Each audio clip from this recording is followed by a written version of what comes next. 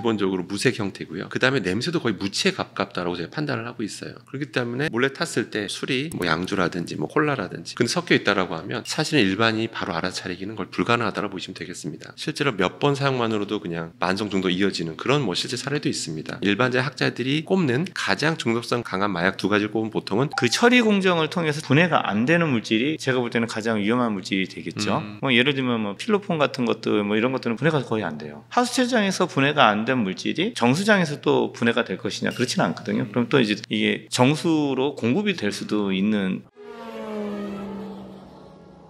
네, 안녕하십니까. 저는 상명대학교 화학에너지공학과의 강사 교수라고 합니다. 만나서 반갑습니다. 안녕하십니까. 저는 서울시립대학교 환경공학부 김현욱 교수입니다. 반갑습니다.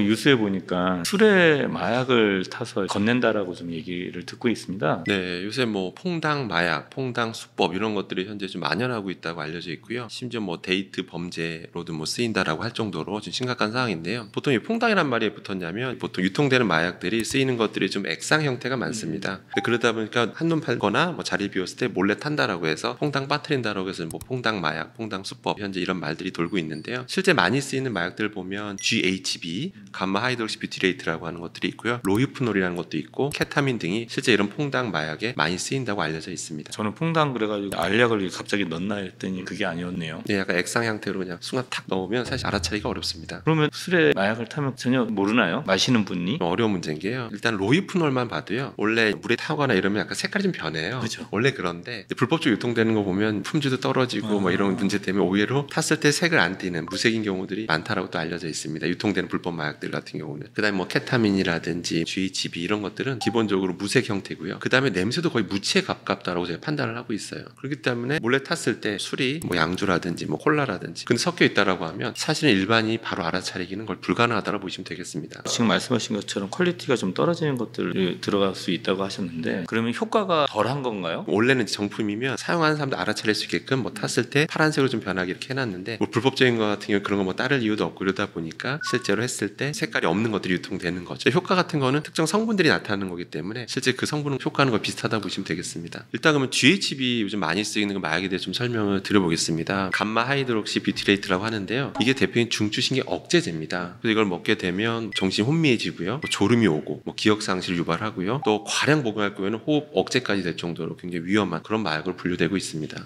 그러면 이 마약이 들어가 있는 술을 쉽게 알 수 있는 방법이 혹시 있나요? 사실은 이런 뭐 전문가용 키트 같은 것도 있긴 있습니다. 계속 꾸준히 개발하고 있고요. 그런데 사실 그런 데다 이제 뿌렸을 때 이제 색깔 변화를 통해서 알아내는 건데요. 근데 약간 이게 현실성이 좀 떨어집니다. 그 이유가 뭐냐면 실제로 우리가 마약이라고 하는 게 이미 사용된 상태잖아요. 그러니까 뭐 양주에 이미 들어갔을 수도 있고 콜라에 들어갔을 수도 있고 그 상태에서 다시 전문가용 키트를 사용하게 되면 명확한 색깔 변화를 알아차기가 좀 어렵습니다. 그래서 현실성은 좀 떨어진다고 보고 있습니다. 또 게다가 일반인이 그걸 평소에 들고 다닌다고 하는 것도 실효성이 좀 떨어진다고 보고 있죠. 혹시 이 일반인들이 실수로 이 마약을 접하게 됐었을 때 단 한 번이라도 이것을 취하면 중독이 될 수가 있습니까? 사실은 정말 단 한 번, 단의 사용만으로 엄청나게 만성 중독으로 이어지는 그런 연구 결과는 사실은 좀 부족하고요. 근데 문제는 그 중에서 이제 메탐페타민, 일명 이제 필로폰이라 불리는 메탐페타민 같은 경우는 너무나 도파민들이 급격하게 분출되다 보니까 실제로 몇 번 사용만으로도 그냥 만성 중독 이어지는 그런 뭐 실제 사례도 있습니다. 그래서 그러니까 몇 번의 사용만으로도 그냥 만성 중독으로 이어질 수 있는 그런 마약이 존재하는 것도 사실입니다. 기본적으로 마약은 크게 두 가지로 분류합니다. 중추신경 억제제, 그러니까 중추신경을 이제 각성시키는 약간 이제 두 가지 분류를 보게 되는데요. 근데 보통 이런 뭐 데이트 약물, 뭐 데이트 마약, 뭐 이런 것들은 보통은 그런 각성제가 아니라 보통 이제 중추신경 억제하는 그런 마약들이 많이 쓰이고요. 보통은 이제 GHB, 케타민 이런 것들은 중추신경 억제시켜서 급격하게 졸음이 온다게 한다든지 의식을 혼미하게 만든다든지 뭐 이런 어떤 효과를 불러일으킨다고 보시면 되겠습니다. 일반적 학자들이 꼽는 가장 중독성 강한 마약 두 가지를 꼽으면 보통은 헤로인하고요. 그 다음에 메탐페타민 두 가지가 가장 중독성이 심하다라고 보시면 되겠습니다. 보통 우리가 담배를 펴도 어떤 사람이 담배 피우면 우리가 간접 흡연하게 되잖아요. 마찬가지로 누가 대마초를 피면 우리가 뭐 들여 마셔야 된다든지 마약 성분이 좀 묻어있는 물건을 접하게 됐을 때도 우리가 2차 중독이 가능한지 그것이 궁금합니다. 그렇게 간접적인 노출을 통해서 중독되기는 상당히 어렵지 않을까 생각이 들고요. 뭐 잘 아시다시피 유럽에 가면은 대마초 흡연하시는 분들이 많이 계시는데 길에서 보시면 대마 냄새도 많이 맡으실 경험이 있으실 텐데요. 그렇다고 해서 저희가 거기에 중독되거나 그렇지 않기 때문에 사실은 환경적으로 뭐 2차 노출돼가 돼가지고 중독이 된다 이런 부분은 부정적으로 보고 있습니다. 네. 그럼 환경공학자시잖아요. 이제 마약이 아무래도 우리가 하수로 이렇게 버려지게 될 텐데 그때 노출됐을 때 환경에 가장 악영향을 미치는 마약은 어떤 게 있을까요? 일단은 마약은 도시 내에서 많이 사용이 되지 않습니까? 하수를 통해서 배출이 되는 거고요. 하수원에서 배출이 됐었을 때 대부분 하수 처리장에 모여져서 거기서 처리를 되는데 그 처리 공정을 통해서 분해가 안 되는 물질이 제가 볼 때는 가장 위험한 물질이 되겠죠. 예를 들면 뭐 필로폰 같은 것들 뭐 이런 것들은 분해가 거의 안 돼요. 하수 처리장에 그냥 들어오면 그냥 나가는 형태가 되어버리기 때문에. 그러니까 제가 왜 하수 처리장에서 처리가 안 되는 물질들이 위험하느냐 하면 하천이 이렇게 있으면 상류에서 하수 처리장에서 방류한 물은 이게 흘러서 하류에 있는 데서 다시 취수가 될 수가 있거든요. 취수가 되면 그게 정수장으로 들어가게 되는데 하수 처리장에서 분해가 안 된 물질이 정수장에서 또 분해가 될 것이냐 그렇지는 않거든요. 그럼 또 이제 이게 정수로 공급이 될 수도 있는 가능성은 낮지만 뭐 그런 개연성도 있기 때문에 분해가 안 되는 물질이 가장 위험하다고 볼 수가 있겠죠. 우리 주변에서 많이 유통되고 이런 게 지금 심각한 상황이지 않습니까? 그런데 이런 걸 이제 추적하기 위해서 조사를 하고 있다고 들었는데요. 구체적으로 어떤 건지 좀 설명해 주시겠습니까? 이 하수 역학 조사 방법이라는 것은 최근 몇 년부터 도입이 되고 있는 방법들인데요. 특히 우리나라 같은 경우는 식약처에서 주도를 해서 진행을 하고 있는데 우리가 마약을 먹게 되면 그 마약이 전부 다 대사가 돼가지고 배출되는 게 아니라 일부는 남아서 배출이 될 거고 그것들이 배출이 되면은 도시 내에서 이게 하수로 유입이 될 거고 그래서 저희가 하수가 흘러가는 부분에서 채수를 해가지고 측정을 하면 어느 지역에서 마약이 사용되고 있구나 혹은 어느 지역은 아직까지는 사용이 안 되고 있구나라는 부분을 파악할 수 있게 되는데 그렇게 추적하는 방법 자체를 우리가 하수역학 기반 조사 방법이라고 합니다. 그럼 교수님께 좀 실제로 이제 조사를 해보셨으니까요. 어느 지역에서 얼마큼 나오는지 알려줄 수 있으실까요? 예상하시듯이 아무래도 유흥가가 많이 발달된 지역 혹은 저희 나라 같은 경우에 특히나 외국인 노동자들이 좀 많은 지역에서 많이 사용이 되고 있는 것으로 파악이 되고 있고요. 도시별로도 좀 차이가 있는데 유흥가가 많은 대도시 그리고 산단이 있는 도시들에서 많이 검출이 되고 있다고 보시면 될 것 같습니다. 좀 의외다라고 하는 부분은 대학가 근처에서도 조금 많이 나오고 특히나 지방 쪽에서는 대학가들이 조금 학생들이 노는 지역이라고 해야 될까요? 뭐 그런 지역에서 많이 나온다고 볼 수 있습니다. 네. 과거에는 저희가 하수 네트워크에서 가장 하류단에 있는 하수 처리장에서 채수를 해가지고 분석을 하다 보니까 아시다시피 하수 처리장이라는 곳이 커버하는 에어리아가 되게 넓거든요. 예를 들면 서울에 1,000만 인구가 살고 있지만 하수 처리장이 4군데밖에 없어요. 그러면 뭐 그냥 산술적으로만 봐도 한 군데가 300만 이렇게 커버한다는 건데 거기서 우리가 좀 전에 말씀드린 것처럼 어느 그룹이 그다음에 어느 지역에서 마약을 사용한다는 걸 알 수가 없기 때문에 2025년부터는 하수 처리장 윗단에 하수들이 발생되는 지역에 조금 더 가까이 가서 저희가 채수를 좀 하고 있습니다. 그다음에 또 과거에는 모니터링하고 있는 항목이 15개 항목밖에 안 됐었거든요. 올해부터는 저희가 그것을 200개 항목으로 늘렸어요. 계속적으로 마약업자들은 새로운 물질들을 만들지 않습니까? 그 만드는 것을 좀 추적하고자 넌타겟 분석 방법도 적용을 해서 사실 200개 항목에 들어가 있지 않고 새로운 마약 의심 물질도 좀 발견하려고 조사 범위를 좀 넓혔고요. 또 하나가 저희가 채수를 해서 분석하는 것 자체가 마약의 발생을 간접적으로 우리가 모니터링을 하게 되는데 이 간접적인 모니터링 자료를 지역의 인구, 경제활동, 계층, 상업, 업종 이런 정보들을 저희 측정 자료와 같이 결합해가지고 마약이 사용되는 위치라든가 사용되는 때를 조금 더 정확하게 접근을 하려고 해요. 이런 실험적인 분석 방법과 데이터 과학적인 부분을 같이 접목을 해가지고 정부 차원에서 좀 활용을 효과적으로 할 수 있는 자료를 생산하려고 하고 있습니다.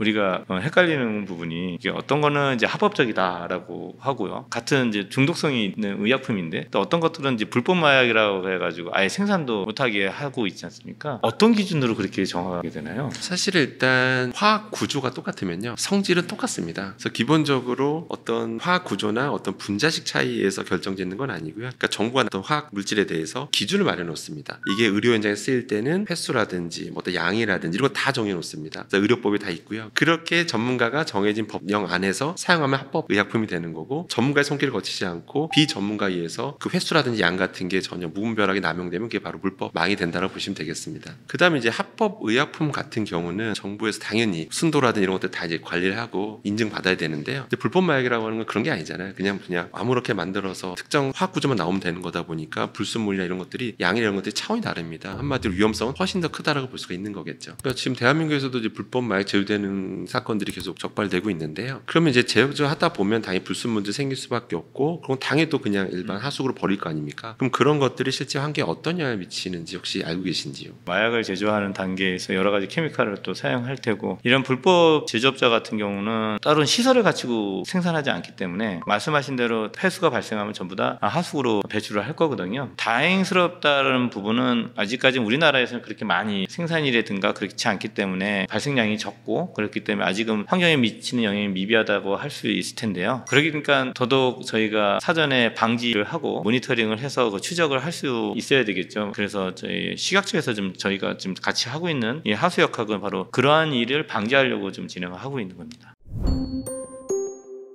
사실 과거에는 저희가 마약이 예를 들면 아편 같은 것들, 그때는 중독이라는 걸 잘 몰랐을 때니까 거의 뭐 이게 만병통치약처럼 이렇게 사용을 했는데, 과거 저도 사례를 보면 좀 놀랄 때가 많은데요. 이제 19세기를 거슬러 올라가게 되면 실제로 놀라운 기록들이 있더라고요. 실제 아편 같은 것들이 진통제라든지 심지어 이렇게 뭐 불면증 치료하는데 이런 데도 쓰였다는 기록들이 실제로 있고요. 그리고 뭐 코카인 같은 경우도 뭐 기침약으로 쓰였다는 기록들이 다 있더라고요. 그 뒤로는 이제 양리적인 효과들이 이제 다 밝혀지면서 이제 당연히 사용이 다 금지가 된 건데, 그러니까 거꾸로 이제 그 당시에는 그게 이제 과학적으로 그런 게 다 밝혀지지 않았었으니까 그게 만연하게 쓰였을 텐데요. 여러 가지 해로운 것들이 다 밝혀졌기 때문에 이젠 당연히 사용 금지된 거라 볼 수 있는 거죠. 밝혀진 것만큼이 과학이다 이런 말이 있잖아요. 그러니까 밝혀지지 않았기 때문에 그냥 만연하게 썼던 이런 것들이 있었던 거죠. 그러니까 마찬가지로 지금 우리가 현 시대에 살아가는 데서 지금 안전하다고 믿는 것들이 추후에 독성 결과 밝혀지는 것도 되게 많거든요. 그러다 보니까 안전 기준도 항상 더 엄격해지는 거잖아요. 대표적인 예를 또 들어보면 코카인 예전에는 19세기에는 코카콜라에도 쓰였었더라고요. 그래서 코카콜라 초기 레시피에는 코카인 추출물 안에 코카인이 있었는데 그걸 가지고 콜라를 만들었던 적도 있잖아요. 근데 추후에 이제 양리적 작용들이 밝혀지면서 당연히 지금 코카콜라에는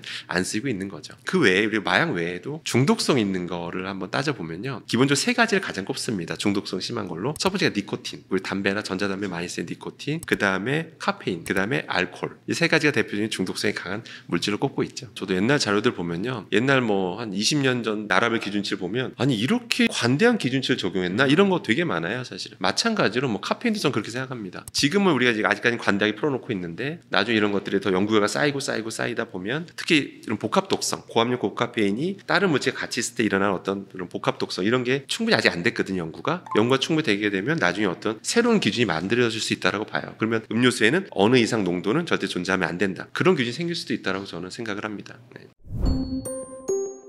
의도하지 않게 마약에 우리가 접하게 되는 게 이게 좀 가장 큰 문제고 범죄라고 생각을 하는데요. 그렇기 때문에 저는 혹시라도 클럽이라든지 어디나 술자리 갔을 때 낯선 사람과 같이 뭐 술자리 하게 되면 본인 술은 본인이 반드시 따라 마신다든지 그리고 자리 비울 때 특히 좀 조심한다든지 이런 것들이 저는 제일 중요하다고 보고요. 잠깐 화장실 갈 때 자리 비울 때 어떤 지인이 그걸 감시해 준다든지 이런 것들이 좀 돼야지만 미연에 방지할 수 있을 거라고 저는 생각이 됩니다. 제가 이 하수역학 조사를 하면서 약간 바뀌었다는 건 뭐냐면 우리나라는 마약 없을 거야 라고 정말 생각을 했었어요. 근데 무슨 마약이라고 생각을 했었는데 조사를 하면서 나오기는 하거든요. 젊은이들이 많이 모여있는 지역에서는 또 많이 검출이 되는 것 같고요. 그걸 보고 우리도 마약에 점점 노출이 되고 있구나 라는 걸 알게 됐고요. 그래서 절대 우리는 마약에 영향을 받지 않을 거다라고 생각하시면은 큰 오산이지 않을까라는 우려를 말씀을 드리고, 또 식약처는 이미 중독된 사람들을 위해서 24시간 마약 상담 전화를 운영하고 있어요. 1342 번호로 지금 하고 있는데 재활센터도 좀 운영을 하고 있습니다. 그래서 혹시 주변에 중독으로 좀 고통을 받거나 또 스스로가 마약 중독에서 좀 벗어나고 싶은 분들은 24시간 마약류 상담 전화 1342 용기 한걸음 센터에 연락을 하시면 식약처의 그러한 센터들이 항상 오픈되어 있기 때문에 도움을 좀 받을 수 있도록 접근할 수 있지 않나 생각합니다. 오늘 일단 마약의 위험성에 대해서 알려드릴 수 있는 기회가 돼서 저도 되게 뜻깊은 시간이었습니다. 그리고 식약처에서 하고 있는 하수역학 조사를 통해서 정부가 얼마나 노력하고 있는지도 알게 됐습니다. 그래서 이런 하수역학 조사가 더 활성화돼서